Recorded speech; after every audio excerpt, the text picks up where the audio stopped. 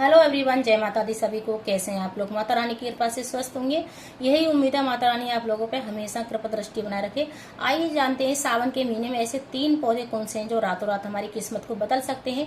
माता लक्ष्मी की हम पे अपनी कृपा दृष्टि बनाए रखे और माता लक्ष्मी हमारे घर में स्थिर वास हो सके, उनका स्थिर वास हो जाए। तो आइए जानते हैं। बहुत लोग परेशान होते हैं कि हमारे घर में पेड़ तुलसी माँ का रुकता ही नहीं है, बार बार हम लगाते हैं और बार बार वो सूख जाता है। वो किस वजह से ऐसा सूख रहा है, क्या परेशानी है, तो वो आपको ध्यान रखना है। हम क्या गलती कर रहे हैं।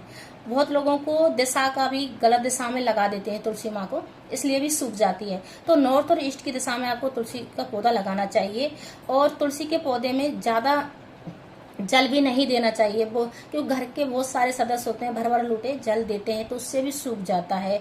और कभी कभी क्या होता है कि जो शिवलिंग होते हैं, बहुत लोगों के मैंने देखा है शिवलिंग को तुलसी के पौधे में बहुत लोग रख के रखते हैं। ये भी गलती कभी भी नहीं करना चाहिए, इससे भी पाप लगता है।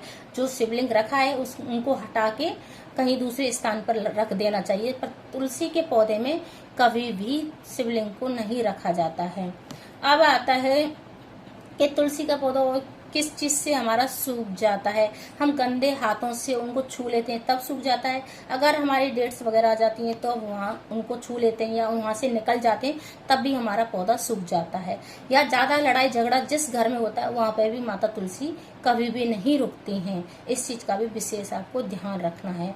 अब आता है आपको जो मनी प्लांट का जो दूसरा पौधा है वो कहाँ लगाना चाहिए, उससे हमारे घर पे क्या प्रभाव पड़ता है। मनी प्लांट का पौधा बहुत अच्छा पौधा माना जाता है। ये मनी प्लांट जो नाम ही इसका मनी प्लांट है, तो मनी तो इससे क्या बहुत सारा पैसा भी आता है और माता लक्ष्मी की कृपा बनी रहती है और इसका स्थिर वास होता है। पर बहुत लोग इसको भी, मैंने बहुत ज्यादा लोगों को देखा है, कभी बेडरूम में, किचन में, हर जगह लगा के रखते हैं।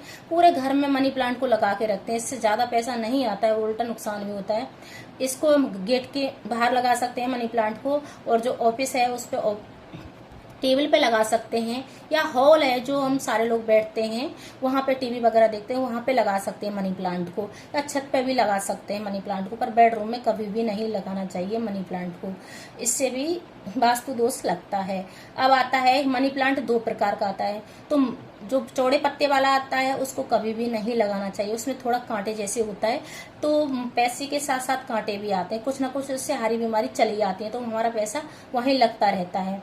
तो जो छोटे पत्ते वाला आता है, देखो इस प्रकार से ये छोटे पत्ते वाला आता है, ये अपने घर में जरूर लगा के रखना चाहिए। तो इससे क्या है, हमारी माता लक्ष्मी स्थिर बनी रहती है और माता लक्ष्मी की कृपा दृष्टि उन पे बनी रहती है। इस प्रकार से हो गया क्लियर। अब आता है तीसरा, जो हमें अपने घर में पेड़ कौन सा वृक्ष लगाना चाहिए जिससे माता लक्ष्मी हमेशा के लिए हमारे घर में स्थिर रहें और उनका कृपा दृष्टि हमारे घर पर पड़ी रहे। तो सबसे मेन है जेड प्लांट। जेड प्लांट का नाम। अब आता है तीसरा प्लांट होता है जेड प्लांट। जेड प्लांट हमारे घर में लगाने से माता लक्ष्मी की कृपा दृष्टि बनी रहती है, उसका हमारे घर में स्थिर वास होता है माता लक्ष्मी का। और बहुत लोग इसके जेड प्लांट के बहुत सारे नाम हैं। इसको लकी प्लांट भी बोला जाता है, कृष्णा प्लांट भी बोला जाता है और बटन प्लांट भी बोला जाता है। ये पेड़ दिखने में ऐसा होता है जो गोल गोल बटन की तरह ही होता है। इसको देखिए गोल गोल होता है। इसको घर में लगाने से वास्तु दोष भी दूर होता है और माता लक्ष्मी की कृपा दृष्टि बनी रहती है। तो ये अपने घर में जरूर लगा के रखना चाहिए और माता लक्ष्मी स्थिर बनी रहती है। इसमें पानी डालने की भी जरूरत नहीं होती है। ये इसमें 2-3 दिन में, 4 दिन में, 5 दिन, 15 दिन में भी पानी डाल सकते हैं, तब भी नहीं सूखता ये पेड़।